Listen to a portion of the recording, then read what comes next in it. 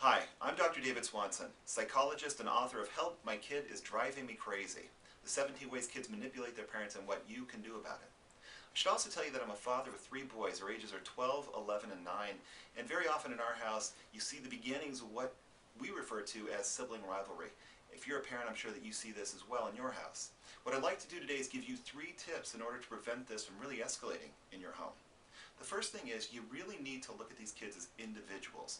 You know, I have 3 kids, and the deal is my oldest one is very into music, and the younger 2 are into sports. Actually, they play basketball.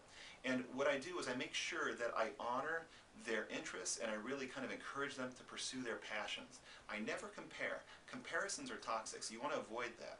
But let them be individuals and treat them as individuals.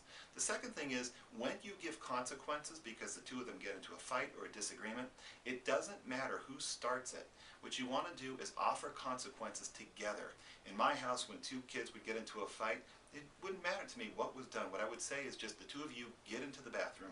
If you can fight together, you can stay in the bathroom together. This really kind of promoted this kind of teamwork between them, that if they wanted to get out of the bathroom or avoid it, they had to work together as a team. Lastly, and most importantly, is that you really kind of want to think about the way you set limits in your home. So for example, if you treat kids differently, so I have a 12-year-old and an 11-year-old in my house, they have different bedtimes.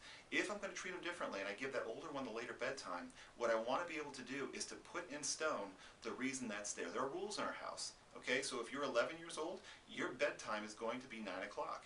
If you're 12 years old, it might be 9:45, could be 10 o'clock, whatever it is. You decide for yourself what the limits are for your kids, but if you're going to treat them differently, always make sure it's set in stone somewhere in the house on paper so they can always refer to it.